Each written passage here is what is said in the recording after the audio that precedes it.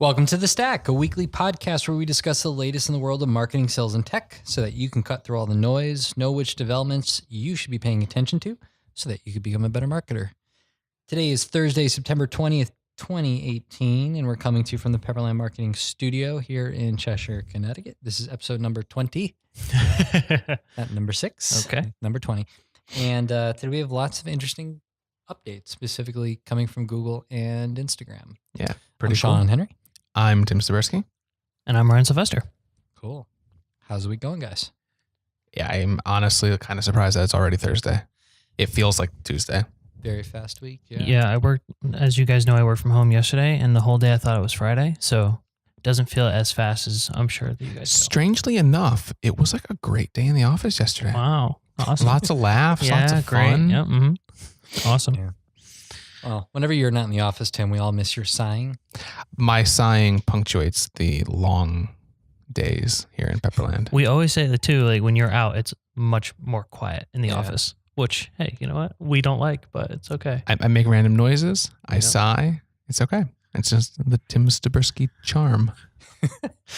So each week on the show, we like to recap all the different updates, news, headlines, interesting content, and blog posts that we came across.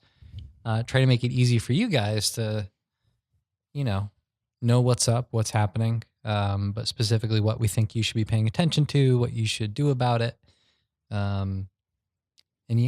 And this week, Ryan, you caught some interesting news coming from Instagram. I love Instagram, and I think it towers over any other social media. Really? So I know that you like Twitter. Before you dive into the update here, why does it tower over the better social networks?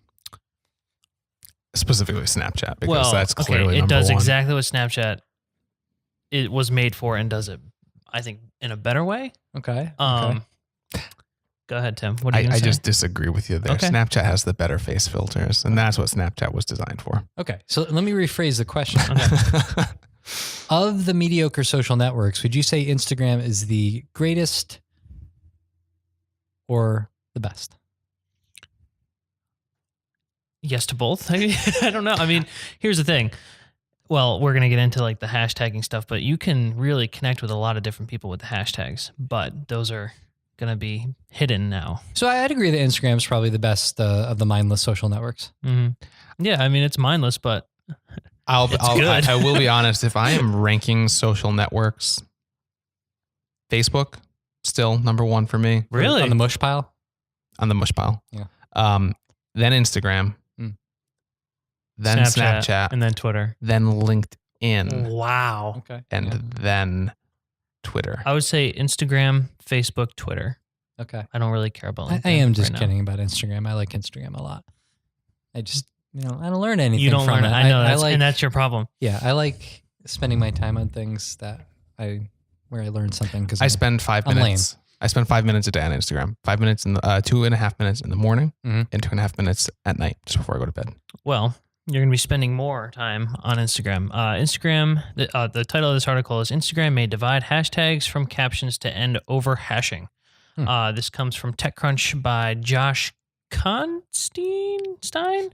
So the whole point of stuffing Instagram posts with these hashtags to attract more followers by pulling in relevant search terms.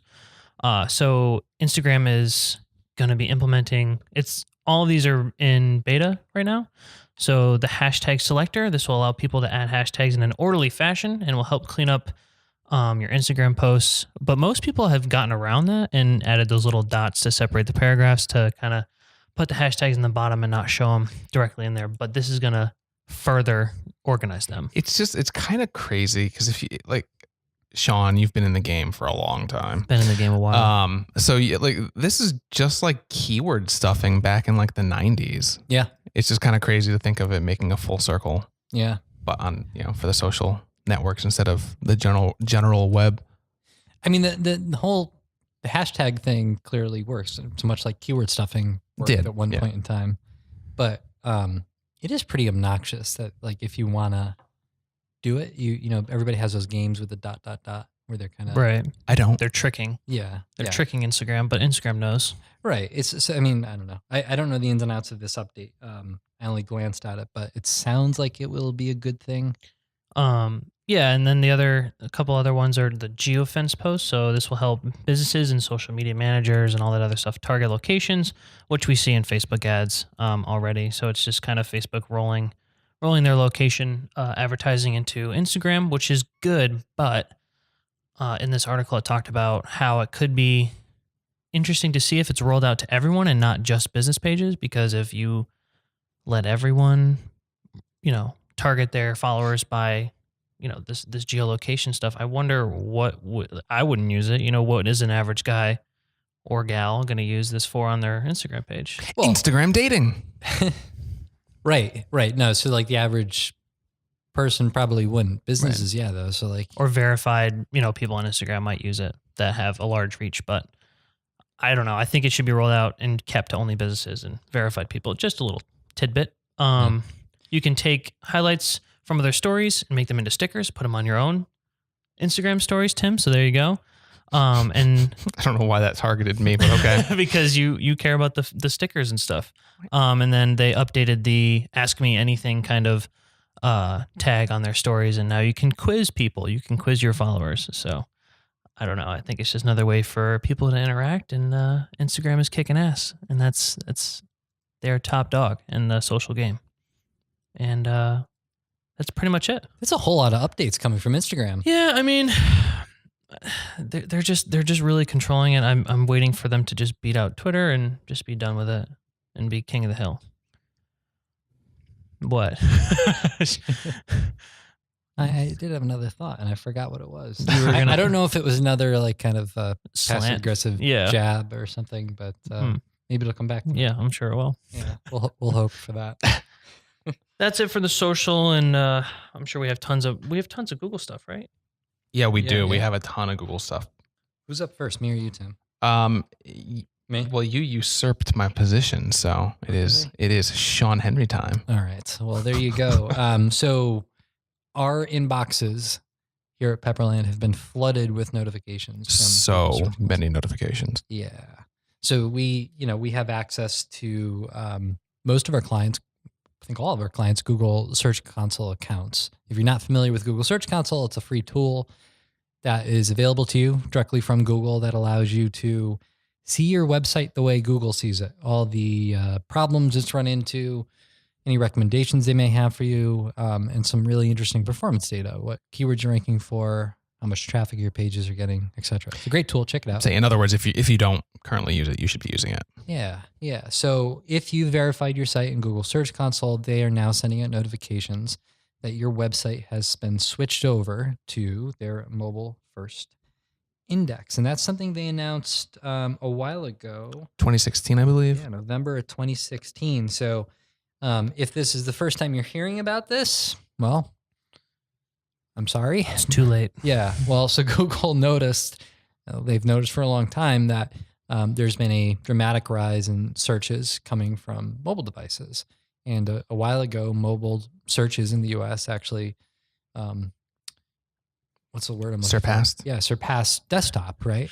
Desktop searches haven't declined necessarily. There's just now people are searching on their phones as they're out waiting in line for a donut. Or doing whatever it is they're doing. People do these days. What are they doing? Or me just laying in bed. Right. And that means there's more demand on your website to be mobile friendly. Unfortunately, much of the web still is not really all that mobile friendly. Even if you have a responsive website, a lot of mobile sites have long load times. They have limited functionality.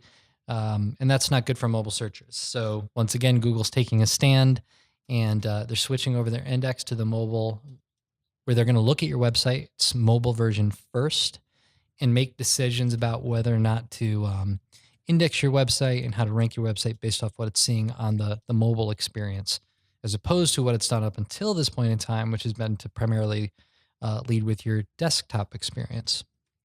Some websites have already been on mobile first indexing, but as we said, anybody who hasn't been pretty much at this point is now on mobile first indexing. So what does that mean? I just want to put in a little thought here. Sure. I hate searching on my phone. Why? Because I have, mainly because I have sausage fingers and I always mess up the typing, which leads me to my second point is that all my mobile searching is voice now. I don't bother with the texting at all. Okay. Or with the typing. But I would prefer to do all searches on a laptop, but I think that's because I sit in front of it all day long. Sure. Yeah. So I don't know. That's just a little side note. There are some differences in the types of searches people do on mobile compared to what they're doing on desktop. Yeah. All those differences, I suspect, are slowly going away. Do you do all your searches through voice on your mobile, or is it like 50-50? I don't do any searches on mobile with voice, actually. Really? Neither do I, I'll be honest. Why? And I love my Google Home. There's too much friction. If you have poor connection, sometimes it doesn't work. Huh. Okay. Sometimes it misinterprets you. I mean, it's getting pretty good. Yeah. But I'll also be quite honest. I don't know how to launch it on my phone. It happens every so often. It'll just launch, and I'm like, I don't know why you did that. So after almost a year of wearing an Apple Watch, I just realized that I don't have to press any buttons. I could just bring it up and start to say, "Hey Siri," something or another. I don't think so. Look at that! It just did it. Really? Yeah. I don't think mine will do that. Oh, maybe. Oh. That's weird. Okay. But yeah, so I don't know. I think my search behavior will probably switch. But anyway, you took me off. I'm sorry. Message here, Ryan. I'm sorry. So what does this mean for? Yeah. So what Google says in these notifications, if you got one, is that crawling, indexing, and ranking systems have typically used a desktop version of a page's content, which may cause issues for mobile searches when that version is vastly different than the mobile version. And that is true in some cases. There's a lot of websites where you just can't do things on mobile that you can do on desktop. Google doesn't like that. I don't like that either. And so they're kind of putting their weight out there to make webmasters, marketers change. Which is good. It's good. It's good for the user. Yeah. It's kind of... Well, I don't like it when people flex their muscle. Yeah, well, sometimes we all need a good kick in the butt. No. I mean, like, I agree with the intent. Yeah. But it Yeah, I mean, there is a lot of grumbling about, basically what Google wants. It gets. We have to. And that's what I more or less. Yeah, I can see that. The notice goes on to say though, the move will likely have.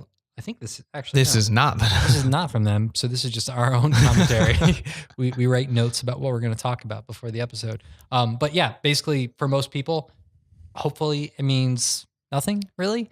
But just to be totally sure, what you want to do is pick up your phone and pretend you are your customer for a few minutes and go through the experience the same way you imagine they would. So maybe start with a search that leads to your website.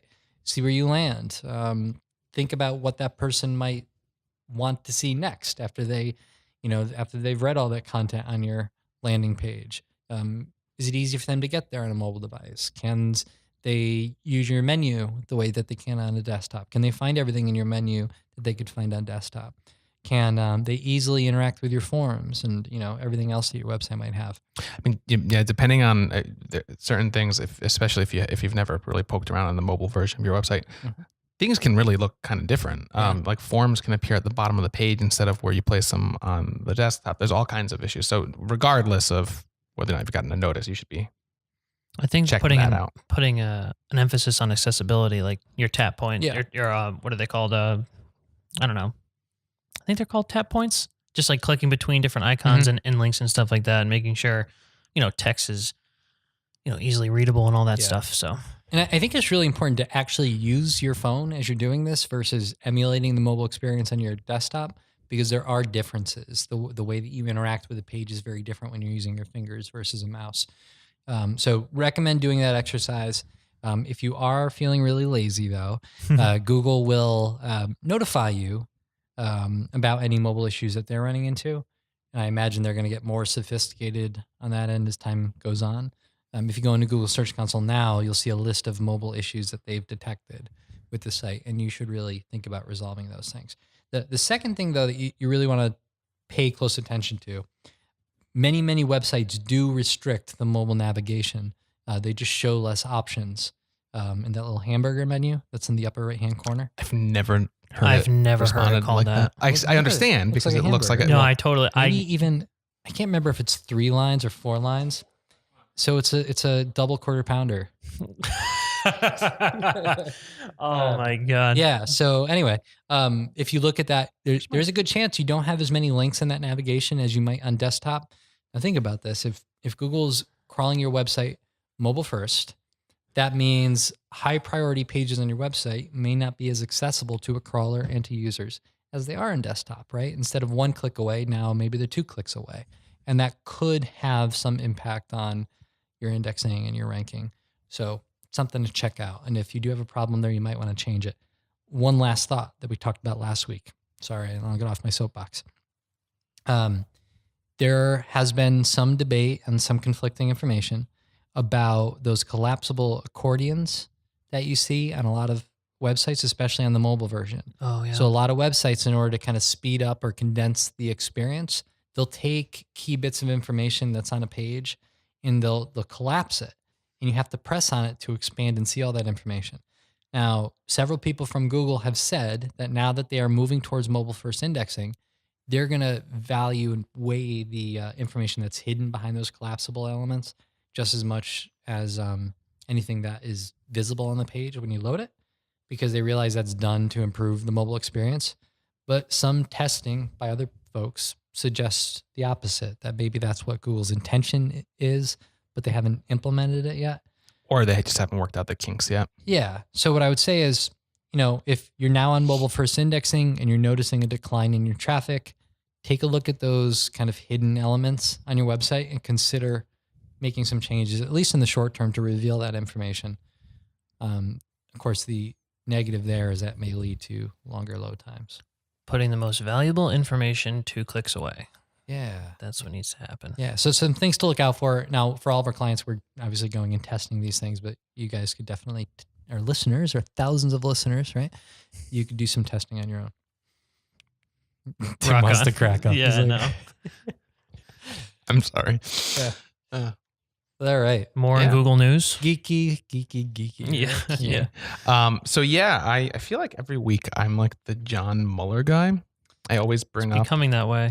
I always bring up whatever he's discussing. Yeah. But so this week in a Google Hangout, John Mueller was talking about spammy backlinks, like inbound backlinks to your website. Mhm.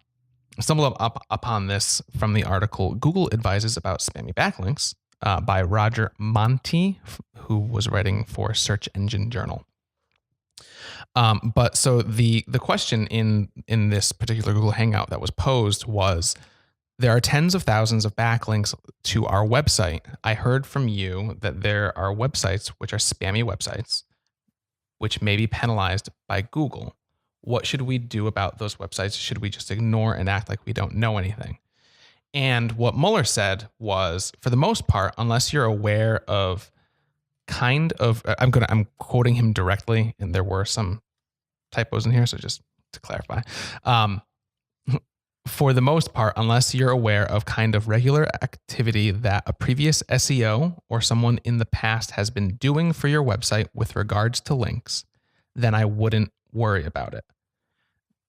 That's something where if a website has been around for a long time, then it has links from all kinds of crazy places. These are things that we see on the web all the time. So unless you're really aware of the kind of dedicated activity of someone going out and buying a lot of links and kind of really doing a lot of things that are against our webmaster guidelines, then I wouldn't really worry about this. So what he's getting at is what Sean wants to say. A lot of websites did this 10 years ago or so. They would hire some quote unquote SEO who just like purchased, or they already had their own network, and just kind of flooded the web with these spammy type of links because it worked, or it helped. Yeah. The number of links that you have pointing to your website, it's a ranking signal. Yeah. Google's talked about this a lot in the past, but Google also knows, like they understand that if your site's been around for a while, if it's established, you're naturally just going to get at least some spammy backlinks in your link profile. Yeah, every website has it. And they've talked about this a lot recently, where they've they're able to detect like these types of things and just simply ignore them now. Whereas there are patterns. If it's something that you've paid for, or if it's something that you've encouraged, like there are going to be patterns. There's going to be breadcrumbs where they can tell. Yeah, exactly. Yeah. A few years ago, like this, if you didn't manually disavow them, you could be suffering from major penalties. You could see a major decline in your traffic. So it was like the way to recover from one of those penalties. Yeah. And so John Mueller didn't give any specific guidance other than clarifying Google's position there. But I mean, you could still disavow them if you want manually. There's no specific guidance as to whether or not that is the recommended course of action. But yeah. Now, if you have no intention of disavowing anything or don't know what a backlink is, what your takeaway should be is don't hire some shady SEO person that you can't pick up the phone and speak to off Fiverr.com and expect good results, because they might do these sort of shady things. Or if you get emails with the subject line, cheap links, first of all, don't open that. Or a phone call that says, hi, we have a spot available on the first page of Google. Yes. Those are the kinds of things you may want to avoid. Yep. There you have it. There you have it. There you have it. Yeah. And then this is something that I stumbled upon, which I'm actually really excited about the implications, because it feels really heavy. It feels like there could be some real implications behind this. And this was an article that I found by Barry Schwartz, writing for Search Engine Roundtable, called Google Blue Shield Icon in Snippets for Some Government Sites, ? And what the article is pointing to is someone on Twitter posted some screenshots of a search that they had done on mobile, which returned some pages from the IRS and also some pages from the CDC. What was this? Do you know what the search was? I don't know what the search was. I just want to try it. But within those search results, some of the government pages had a little icon next to them that was a little blue shield with a check mark in it, very similar to the Twitter verification badge and almost identical to the Google Plus verification badge, except it's blue instead of black. And it's something I've never seen before. It's something that, the searcher had never seen before. It's something that no one seems to really know exactly what it is, other than it's likely something that Google is testing out. Some kind of search verification badge. Now, I wonder where the line is drawn, though. Well, because what's to say, just because it's a federal website, like I understand that that's got to be verified. But what about us? You know what I mean? What does that mean for us in the future? Could that make us stand out? Well, so I was racking my brain earlier, just thinking about all the questions. These are the questions that come to my mind when I think of the possible implications. One, is this feature ever going to make it out of beta and into the mainstream? Who knows? Google tests stuff all the time. Honestly, we may never actually see it. Right. Two, how might the presence or absence of a badge impact click-through rate in search engines? How might the presence or absence of one of these badges impact your rankings themselves? I mean, will websites with that have been verified naturally rank higher? Will it have no impact? I don't know. I would want to know the criteria. Well, and that's the thing too. Would something like this be applied to all searches, just to certain searches where Google notices that there's some sensitive information being relayed? I mean, if you're doing a search about taxes, it makes sense that you'd want to get the information directly from the source, because you're talking about money. It's what is that? Your money or your life or whatever that saying is. Yep. Like if something touches your health or your money or could have a serious impact on your life, maybe those are the kinds of searches that Google might apply this to. I would think so. Yeah. Situations like that. What I like to think about with these types of tests is, what is the problem that Google or anybody else is actually trying to solve, and how can you, what can you do on your end to solve the problem, regardless of whether or not they choose to implement this test, right? Well, and in my mind, this is a direct response to the rise of #fake news. Right. I mean, for a long time now, pretty much anyone could put anything out on the internet, and whether or not it was true or not, or if they did their homework or not, potentially have millions of people read that information and believe it to be true. And for the most part, people do believe everything that they read on the internet now. Some of it should be believed, obviously, but some of it shouldn't be. So whether they implement this badge or do something different, and then we didn't include this in the notes today, but in the UK, they're introducing additional regulations, right? There's going to be things like this where they're trying to crack down and verify fact and, what's the original source, And this is something we've talked about in the past, whether or not on the show, I don't know, but in general, I'm like, when we write articles, when we point stuff out in our content, we always try to include our sources. We always try to go back to that primary source because it's always sort of been a ranking signal. Yep. Proving that we know our stuff and we're trusted. Right. So if somebody's putting out fluff right now and, they're thinking I could just crank out content and continue to do well in search results, this is just one additional reason why that's not true anymore. And you got to think about how you're going to double down on quality and, I doubt be that that trusted source. I doubt that if they do roll it out and get it out of beta, then I don't know if the qualifications will be known at all. Probably not. I think that it relates a lot back to being verified on a social media. And most people think that you have to have millions of followers, Sure, but it's not really true. Right. Instagram, or I forget which one, Instagram or Twitter, you have to be active. There's like other, vague requirements, but you have to send in a driver's license. You know what I mean? It's just verifying that you are who you are and you own, Pepperland Marketing or whatever. But I think in this sense, Google, like you guys have talked about, it's about good information and good news and all that stuff. And it's it'll be interesting. The question of whether or not it'll have an impact on your marketing tactics, directly, who knows? But my prediction is that if they do roll it out, just in the idea of click-through rate, that it'll skyrocket your click-through rate. That's what I think. I don't know. It could also be seen as an ad. I'm not sure, but that's my prediction. I mean, I naturally go towards, thinking as a searcher, I naturally am inclined to be drawn towards the things that make something stand out. If there's one search result with a little blue badge next to it in a list of 10 search results, my eye is immediately going to go there, first of all. But second of all, I will, of course, if I know what it means, if I know that it means that it's seen as a trusted source, then of course I'm going to click through there. Right. But the question of, is that going to impact your marketing efforts? I don't know. We don't know yet. Don't know. Last thing I saw, go ahead, Sean. You just pinged. Oh, okay. No.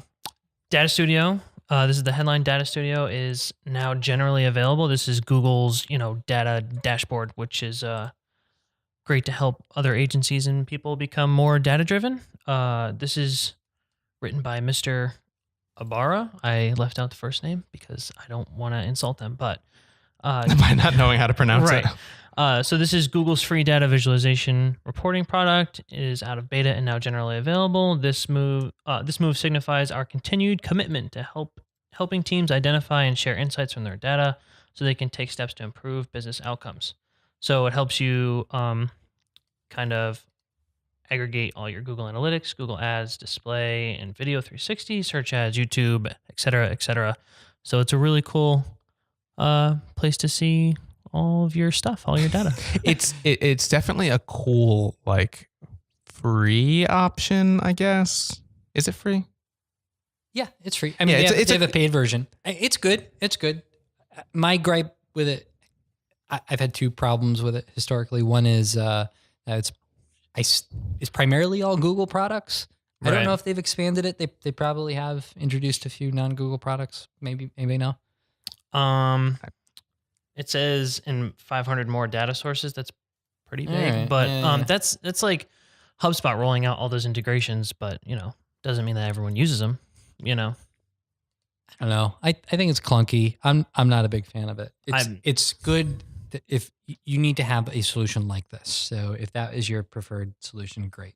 I like TEDA Box better. So after looking through the images and how their data is set up, it doesn't look as clean as TEDA Box. I think that TEDA Box does a better job of just kind of presenting this information. See, I personally like spreadsheets best of all for my data visualization. Oh, That's God. what I use. But no, I mean it's a good tool. You could do some neat things in it. So yeah, good. Access to data, good thing. And I think Is that's that all it we for the got. week? I think that's all we got. All right. And I was on their site. I am checking to see what different connectors they have. Yeah, and they have like it looks like a lot of the ad networks available now. I see they have Facebook ads, but it's powered by third parties. It's not tapping directly into their solution. So meh. I'm still not thrilled with. Yeah, if you're looking for a data solution, look at Yeah. TEDA Box first. That's right. All right, guys. Well, I think that's it. We will see what exciting new things come in the week ahead. And if you're listening, be sure to leave us a review. We'll give you a high five. And tune in next week.